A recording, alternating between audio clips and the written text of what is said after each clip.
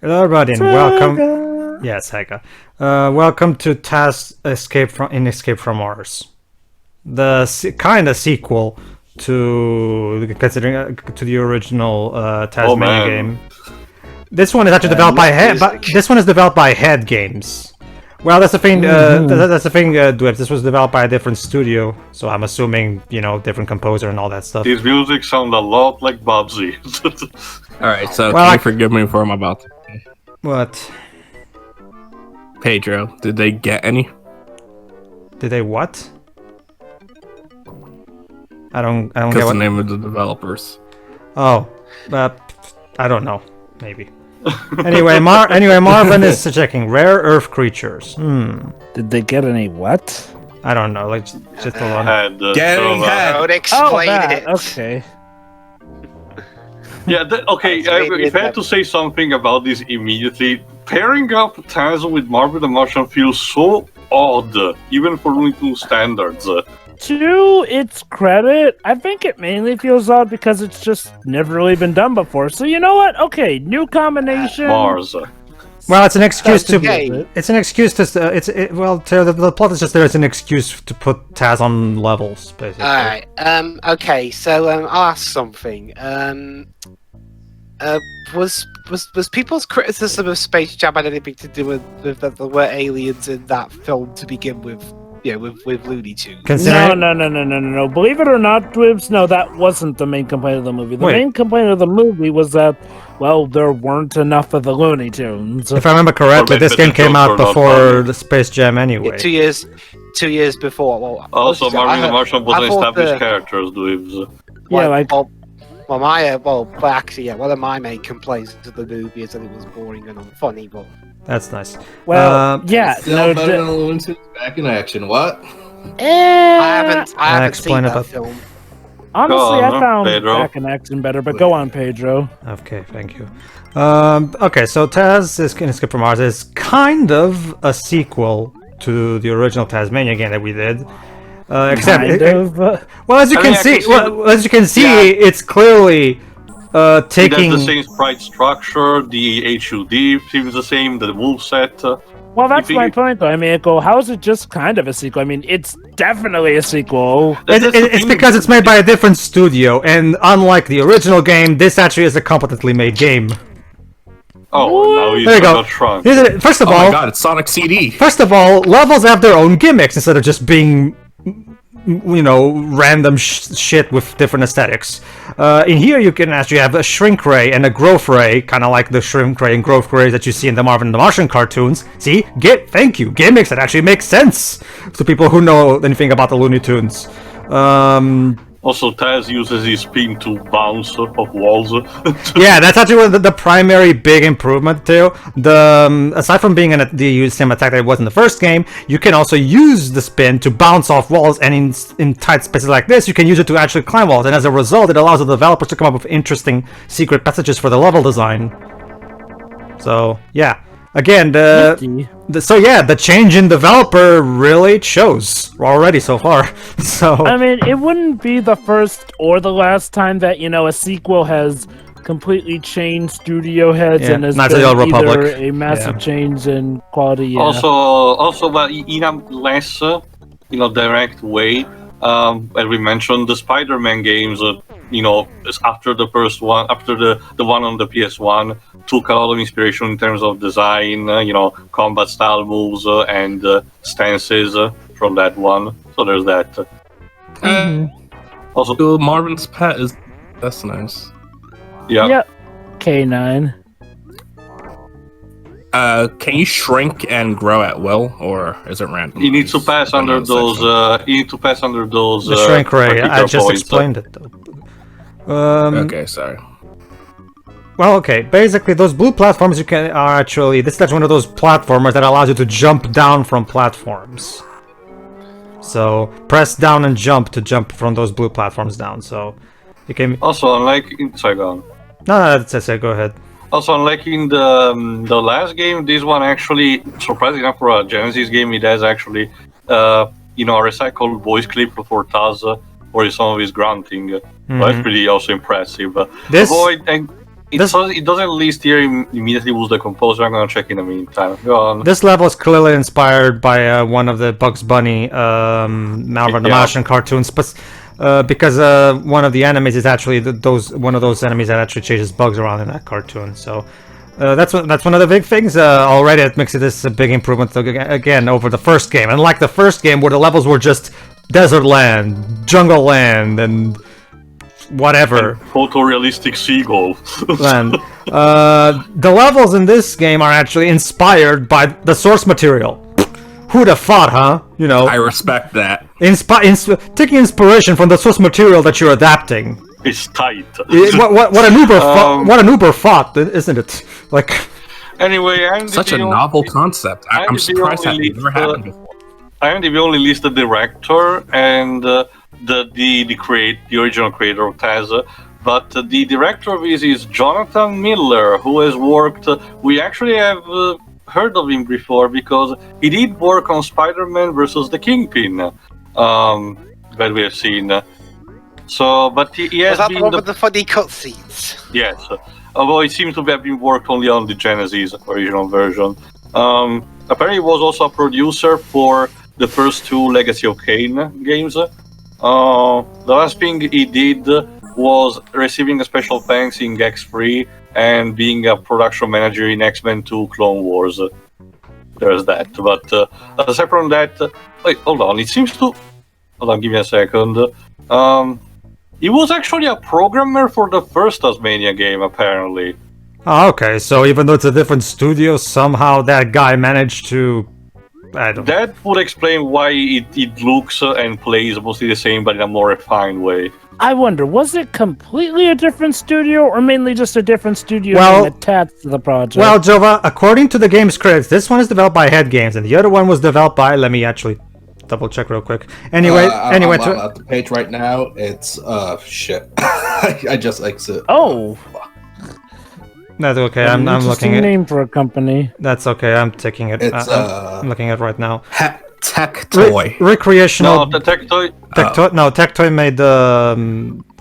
Tech Toy, if you don't know, is a Brazilian company that is specialized into porting games that don't have a Master System version for the Master System because South America lives, as Pedro mentioned, in an alternate reality where the Master System never died. Not just that, not just that, but even then it's wrong. According to this, the Master System version of Tazmania was made by Technical Wave anyway. So I don't know what you're saying. Referring to like a new port of it, a more recent port that was made for an upscaled one. Regardless. 1997. Remember, Dwebs, the Master System won the console wars in Brazil. But anyway, I know. It's like how the Master System won the console wars here in Europe. Anyway, you were saying, Pedro? Tazmania video game. The first one was developed for the Mega Drive version. By Recreational Brainware. So unless they change their name to Head Games in between games, Let me check. Recreational Gameware was the name? Brainware. Recreational Brainware. I don't know what else they did. It's the thing. These are a bunch of old studios that doesn't seem to be credited for a lot of things. These studios were made before the internet were a thing, so there's little records of what these studios These seems to be those kind of studios that do like one or two games, in their lifetime. And they're happy with another thing that I like to do, the Cyclone. Another thing that it does is if you see a ramp right next to a wall, you can use that ramp to even start climbing up the wall using the spin. So again, you can use a ramp as a ramp. You can't. Well, in this case, you can use a ramp as a climbing tool, kind of, but whatever. They really went out of their way to make the Cyclone an interesting gameplay mechanic that can serve multiple purposes. And now I'm using the debug mode to restore my HP. Also, this came out before Crash Bandicoot. Also, the statue checkpoint for Taz is frightening. A year before, actually. Already there's this feels a lot like what the first game should have been in a lot of ways. Don't get me wrong, the game is by no means no masterpiece or anything, but after playing through the first game, god damn is this you can feel the difference. Like all the level again, like I said, the game is by no means a technical showcase or a masterpiece of game design or anything like that. But but at worst, it's perfectly serviceable. But yeah, I haven't found who the composer actually is. But okay, one thing that I noticed compared to the previous game, the level, at least so far, seem to be much longer than in the first game. There's less of them though. So we're taking the approach of more but less but with more stuff into it. Quality over quantity, too. Quality over quantity.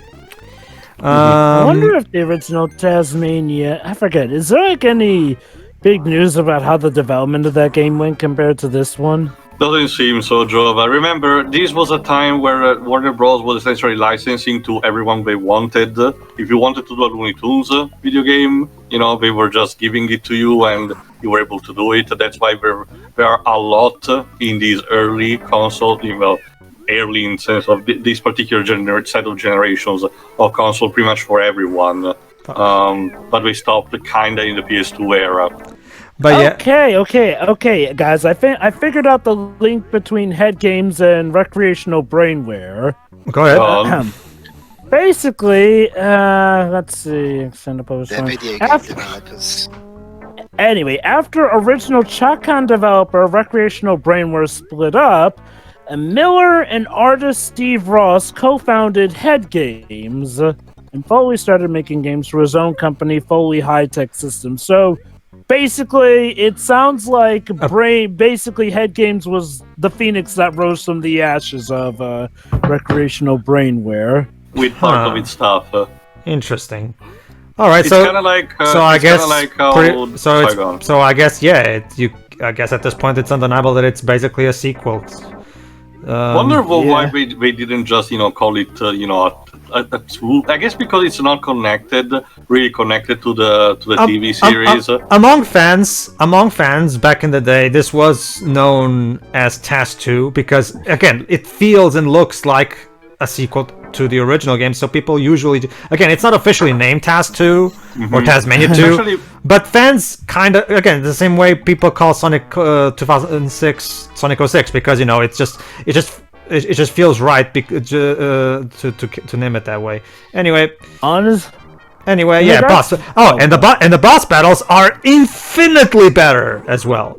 Okay, so because this guy is a spin attack, you have to make good use of the spin to dodge his thing. Yeah, that his dangly bits. And you also use the spin whenever he opens his eyes. That's why you have a chance to hurt him. So there you go. Basically, do what I'm doing right now. That's how you avoid. Yeah. Cue the clip from How I Met Your Mother. Guy. Anyway, that's a penis. Go on. Anyway, Tio, so why they didn't call this Taz 2, that's just a thing. Even back then, auto game developers seemed to be afraid of numbering sequels. Sequelitis. I can see that, if I actually. Correctly, but again, I get the idea that this is not really. Seems to be more based on the concept of making more similar to old Looney Tunes short rather than the Tasmania series. And second, as I mentioned, I think for the first game there was an actual sequel, Tasmania 2, in production, playing with an isometric viewpoint, but actually was cancelled before reaching into its conclusion. So I get the idea they just decided to make things easier for everyone. Another thing that I love is that they streamlined the overall way the pickups work, because in the original we had pickups that seemingly did nothing when you ate them for some reason. In here it's just eat food to restore your health, and the health always restores, and that's it. That's literally it.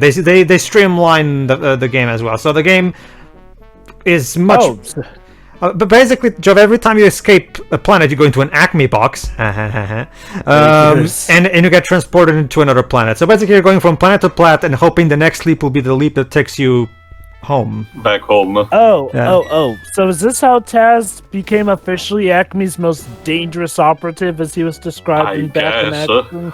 Oh wait, again, like I said, the plot is basically just an excuse for the levels. Pretty basically. much, yes. That reminds me. Are you guys excited for the new Drill! Tunes movie?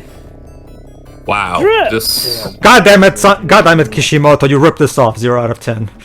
Jesus Also, Christ, that man. you need to be a bit more specific because, as you know, Space Jam 2 is still a thing that's No, currently happening. I was going to go into detail. It's James Gunn running it. It's a Wile E. Coyote and Roadrunner versus Acme movie. Bet you. Oh, that sounds interesting. Wait, why haven't I heard of this one? I guess it just got announced. Bet you guys didn't know that Sonic Colors ripped off this game. No. It's not just the power. It's not just the power up. It's the fact that Taz is exploring the different worlds conquered by Marvin. But Pedro, this game was published by Sega, so what you're saying is they ripped off themselves. Well, Dwebs, I doubt that Sega even remembers that they published this game at this point. But to be fair, it's by law, it's technically not them ripping it off if they own it, even if they forget they own it. Sure. I was mostly joking anyway, but there you go. Someone has found out So the potion shrinks you. Yes, basically, that's because there's a lot of hidden passages that require little Taz. Sure. So the levels always have some kind of excuse for you to shrink and grow. So it's just different from level to level. It reminds me a bit in structure of the Wario Land games. The idea of you getting a weird situation with a particular type of power. Also, Taz can spit. The level design in general feels a lot more like the developers actually had a proper idea of how they wanted this game to be like, where unlike the original game, which feels like they've made shit up as they went along. So yeah, definitely. So what is that? So yeah, I remember that epic move in video games, the suicide gulp. Why are you eating it? It's draining your health. Because it's funny. But Pedro, I mean, it is. What if you lose a life from it? Don't worry, Dwebs. Remember, I have the debug mode. I can just restore my HP by pausing. Can't argue with that logic. Yeah, I mean, hey, just like in Looney Tunes itself. Exactly. They have their own. They can just debug themselves. And... Since we were talking about movies earlier, I know it may be heretic of me, but I honestly find Back in Action better than Space Jam. Like, at least Back in Action... That's the popular opinion, though. Not just that, Joe, but it's not like there's much competition for that, in general. The CGI is technically better because it's done in a later time, The story seems to be a bit better rather than just, being done. They actually got an actor to play the lead character. Yeah. Poor Brendan Fraser. Not just that. Like, my basic stance when it comes to those two movies is Space Jam is a horrible commercial masquerading as a movie, whereas Looney Tunes Back in Action is just a bad Looney Tunes movie. But that's already an improvement. At least to me, it is. I'll be honest, I've never seen what's so bad about Back Connection, though. Well, Jova, you already know me. You already know me, Jova. I prefer my Looney Tunes to be exactly like they were in the 40s. That's why I appreciate the new short so much. Don't make me, well, I'm not gonna say it, but yeah, I'm going to avoid the obvious joke on that. Yeah, one. me too. Oh, let me guess, a boomer joke or something along those lines. No, more like you mentioning the 30s. Sorry, go on, Jova. I was gonna use my get out of joke free card on that, but hey Joe, I'll just say this: Whoopi Goldberg and be done with it. Oh, I mean, I'm when I say this, obviously I'm not. I know what you mean, but we know. It was too obvious. That's why I wasn't going for the low hanging for the right. Not to mention Shiro. Sorry, not Shiro. Now you screwed. Now you screwed up my mojo. See. Great job. Yes. Great job. Oh shit. Anyway, not to mention Jova. By her own admission, Whoopi Goldberg is a big fan of those shorts anyway. She herself says so on that disclaimer anyway. So. Well, I know, but she's, I mean, we do she's change for a quite a reason. few things. Oh yeah. no, I know, but she also is a firm believer that that these cartoons should still be displayed as they are for the sake of history and learning and crap. Okay. When it comes to the old cartoons, yes, keep them as they were. When it comes to the newer stuff, though, the idea is to change and be better. Well, the new shorts don't have any of the racist stuff, obviously. So. Obviously. But anyway. Actually, yeah. Tell me a bit there is instead. one thing I wanted to. Oh, go on, since you're talking about the film, When I say just to elaborate real quickly, hold on. I meant in terms of tone, writing, and writing style. That's what I meant. Okay. But, Now, Mighty Number 9 ripped this off. yeah. Yes, Lips? Anyway, as I was saying, if there is one hope I do have for Space Jam: A New Legacy, then that's what the movie's actually called. Since Ryan Coogler is co-writing it, I do have hope it will be competent. Yes. No, I like Ryan. No, Ryan Coogler is great. So yeah. Unlike the sequel, maybe it'll actually be funny this time. Didn't you say, Dibs, that the Jumanji sequel was much better than the original? Oh yeah. Oof. So this was basically kind of like one auto-scroller. Oh, and now there's still a boss fight. And now this is a boss that also Sonic Unleashed kind of took from, apparently. The egg dragon. Oh no. Yeah, like seriously. Apparently, someone at Sonic Team apparently might be a fan of this game. Who knows? Actually, this reminds me of the boss from. Wait, hold on. It reminds me of the boss from Carnival Night Zone. Actually. Carnival Night Zone, really? Well, the Carnival Night one is more so about. I'll let Joe handle it. Go ahead. Also, Tia, you were literally there for our Sonic Free and Knuckles. I only remember the barrel and the demotion stuff, Jova. Not the Eggman fight, the robot one. Don't worry, we can just do that again anyway. Okay. Go ahead, Jova. Okay, yeah. Oh, the robot one. Well, the robot one... Well, I guess to be fair, yeah, that one is kind of an endless scroller too. I'm gonna disagree because remember, in the mini boss of Carnival Night, if you fall from the platform, if you allow the drill to destroy a lot of platform and you fall to your death. So it's not like you're endlessly fall. So you don't endlessly fall like in this one. No, this is more akin. Again, the reason it reminded me of Sonic Unleashed is because of the whole, you're on top of a rock and you're fighting the boss, and then if you fall from a rock and fall into another rock in an endless way. Mm-hmm. That's what it reminds me of. Yeah, me too. Again, I did also notice some minor parallels with Sonic in the first Tazmanian games. So I really do wonder if someone at the Sonic team actually has played these two games. And that being said, you can also tell some Sonic inspiration on this game as well, considering we have a tiny task like in Sonic CD. The Cyclone in this game works a lot, kind of similar to the Spin Dash in a lot of ways. So yeah, they probably also took some inspiration from that. And now we're on Planet X. This is actually again taken from another short where they finally do reach. Yes. I'm not sure if I said this in the playthrough of the last game, but out of all the Looney Tunes, the one I watched the most from when I was younger was, Tazmania. I don't think you wait, are you talking about the 90s show or the original short? The 90s show. Sure. But look, go on. My favorite Looney Tune to this day is still Daffy Duck. Just because he's the more relatable one. Why? Because I too can relate to a duck. No, that's the idea.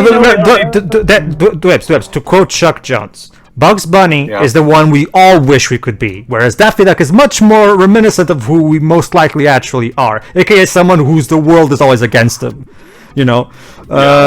Speaking of Daffy Duck, and since we're on Planet X, have I mentioned how much I love the Duck Dodgers cartoon? I haven't seen one episode, but I always wanted to see a bit more of it.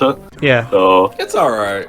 I honestly really have you seen the original Chuck Jones short that inspired that cartoon? Yes. Because it's also fantastic. It's one of Chuck's best. I love. I'm not even kidding you, Dwebs. The plot of that short is literally that the world's supply of shaving cream is alarmingly low. So we need to do something about this, of course. Wait. We've got electric razors for that now. That's kind of redundant. Pedro, just please tell me that there's an alternate ending that leads into the creation of Gillette. Nope. Sorry. Oh. I think Gillette was already a thing even back then. So, not to mention Dwebs, there were at the time there were no electric razors. I think. Was there in the 40s? I don't think there were. Even so, James, I can tell you from personal experience, there is a substantial difference from using an electric razor than standard one with shaving cream. I tried using one once, and it didn't work well, and I kind of, you know what? I don't care. I'm fine using. I'm fine with. What would Taz look like shaved? What year? Actually, we have a short. came out? Actually, we have a short that answers that. Yes. man. Yes, Deji. What year did the short come out? The original Dr. Jones short, somewhere in the 40s. I forgot. 45. Chuck Jones, so either 40s or 50s. Yeah. The electric razor first came out in 1930. Yeah, now that I think about it, the 1950s was the year where sci-fi officially exploded in Hollywood. So yeah, probably a 50s short. Now that I think about it, I'll have to look it up. It's a lot of shorts. Sometimes I can't remember all of them. I feel like though, even though electrical razors did exist, that people still preferred to use regular razors at the time because don't trust those newfangled devices. To answer Teo's question from before about the creation of Taz, most of the Looney Tunes can't be attributed to being just to one specific creator because it was mostly a team effort. However, for Taz, it's a different story. Taz was specifically created by Bob Mackinson, one of the more underrated of the Looney Tunes directors. In fact, when a lot of directors like Chuck Jones, Friz Freleng left the studio, Bob Mackinson stayed there up until the studios closed, the animation studio, I mean. So Bob Mackinson was one that, he was the one who directed all 5 of the original Taz shorts. And he also directed a lot of late 50s, early 60s shorts. So basically, he's one of the underdog ones from the when people think about the OG Looney Tunes master directors, they think Chuck Jones, Friz Freleng, Tex Avery, all those, and they're all brilliant. Tex Avery being my favorite, but Matt Mackinson is also a guy who was. Let me put it like this: his shorts were a bit more. Less slapsticky and more based on verbal comedy, which is why we have that joke in the Taz shorts where he goes like, "Oh, the Tazmanian Devil eats boars, monkeys," and then he lists off a shit ton of animals. So his humor was much more verbal compared to the other directors. Alright, I checked. The original Duck Dodgers short was done in 1953. What was that? Yeah, that makes sense. Bob Atkinson probably started directing around that period. If I remember correctly. Alright, everybody, tune in next time where we'll try to find a way out of Planet X. Yeah. See ya.